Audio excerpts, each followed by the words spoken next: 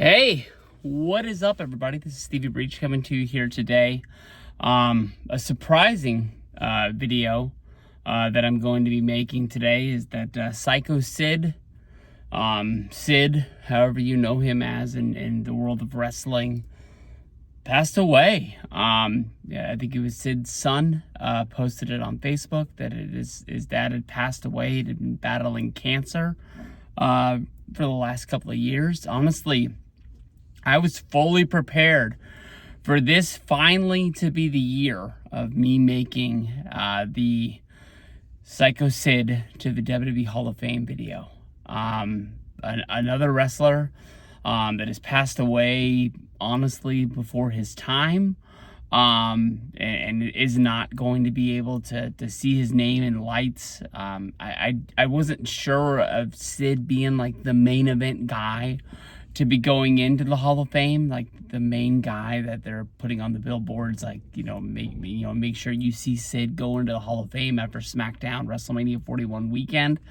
But definitely a guy with a big enough name. I mean, for what he did, he was a guy that went back and forth, but easily for what he did in his first days of being on the WCW run, being the main guy there, battling with the Four Horsemen, being with the Four Horsemen, going up against Ric Flair, going up against Sting, being one of the main dudes, and then, as Sid Vicious jumping over to the WWF. I mean, that was a huge steal for them around SummerSlam 1991 when he came in. He was the special guest referee for the main event of SummerSlam, the match made in hell.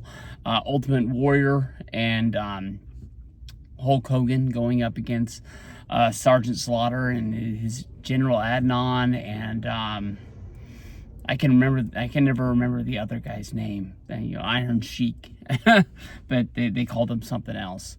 But no, I was about to say it was Corporal Kirchner, but that dude was like from the straight 80s.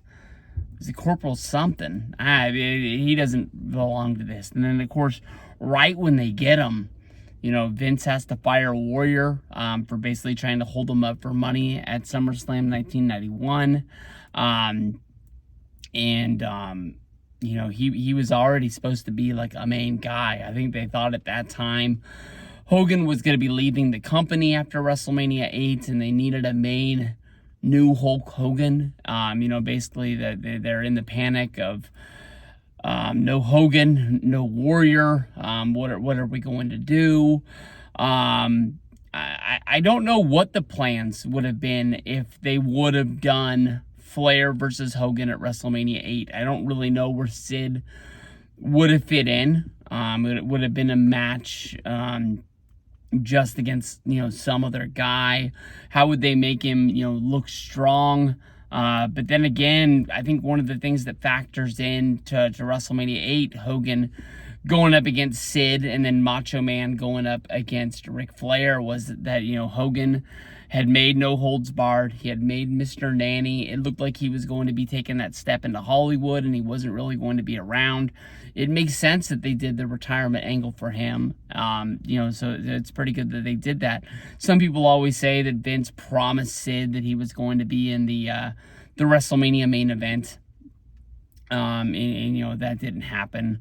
Of course, one of the main reasons, one of the biggest stories that's revolving around Sid, I'm sorry to bring it up on his last days, was, him stabbing Arn Anderson on the European tour. I think we've all heard the stories, from like the plane ride to hell, that basically the travel style for wrestlers and wrestling people when they go overseas is hectic.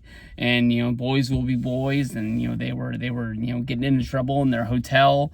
I think, somebody came out in the hallway and told somebody to quiet down, and that's when they started fighting. And, he stabbed him. It sucks to stay. I think the best version of hearing the story is from Too Cold Scorpio, who was in WCW, who was in the hallway, who saw it all went down. I think his story on his shoot interview is honestly the best story. But you know, it didn't really work out for him in WWF. People, that's where it came around that he liked playing softball and this, that, and the other. And, you know, he would leave. He would come back as a bodyguard for Shawn Michaels, which led to him turning on Shawn Michaels, him having a title run for, you know, somebody even in the 90s, before the Attitude Era, to be crowned WWF champion, honestly, you know, really meant something. He had the matches with Shawn Michaels. I believe that was at the Royal Rumble in the Astrodome, where they sold all the tickets. And I think a lot of that tickets, you know, were based on Shawn Michaels coming home, going after the title. But, you know, him being in the main event honestly really meant something, that I think people really wanted to see that match. So you got to give him his flowers on that. And then, of course, you know, his days in WCW, you know, most people think, well, that, you know, a lot of his run was in those dog days of 2000 and 2001. But as somebody who watched Nitro, who watched Thunder back in those days, Sid was an entertaining person. He was champion when they did the takeover with Vince and Bischoff, and they took a week off. They scrapped everything. They had to take the title off of him. But he would get back into the title picture. He was fighting for the championship in that match where he broke his leg at Sin. I said Sid. But it's crazy that, you know, he never really did anything big. I don't think Sid ever really popped up in TNA.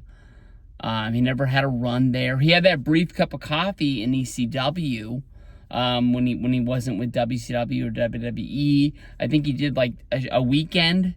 Paulie probably tried to stiff him on money, I think is what the story was. And he got upset. I think Sid actually went to a show he wasn't booked at to corner Paulie to get his money, and then said he would never work there. I'm not 100% sure, but I think that's the story. I've heard a lot of stories from back in the day, but that's why you can see those videos of Sid in ECW, but he didn't really have a big, long run there before going back. But he did that show where he popped up, hyping up the 1,000th episode. How do I say that? 1,000th episode of Raw, where he made the surprise return. He beat up Heath Slater. I think he even showed up at the 1,000th episode of Raw. And I think that was like really the last time you saw him. He wasn't really a big guy that popped up. I did see him at WrestleCon. I think it was Wrestle Reunion at the time, WrestleMania 28 weekend. I think we saw him at a table. I can honestly tell you now that I have huge regrets of never meeting him, never getting a picture with him.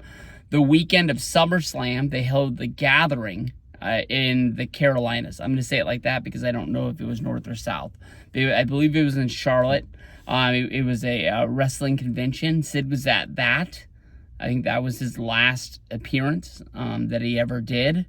I mean, he's going to be somebody that with the upcoming, week of podcasts, you're going to hear a lot of guys. Definitely Heath Slater is probably going to want to say something about him. I would love to hear what Kevin Nash says on the Click This podcast. Those are guys that, wrestled WWF, WCW. They had a history that kind of overlapped each other. Damn.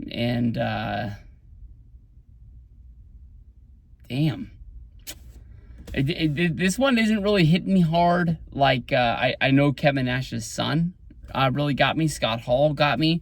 Bray Wyatt was definitely a really big surprise that put question marks on my own life. But when guys that you were growing up watching on TV passing away, it really makes you think, man. This sucks. I really thought this was the year Sid was going into the Hall of Fame. So, damn. Peace out. I don't even know what to say. Hopefully we can figure something out. The big thing that's going on in my life here in a couple weeks in early September, I'm glad it's coming. And, just basically grab everybody you can close to you and let them know what you feel about them. How they make you feel. Peace out, guys.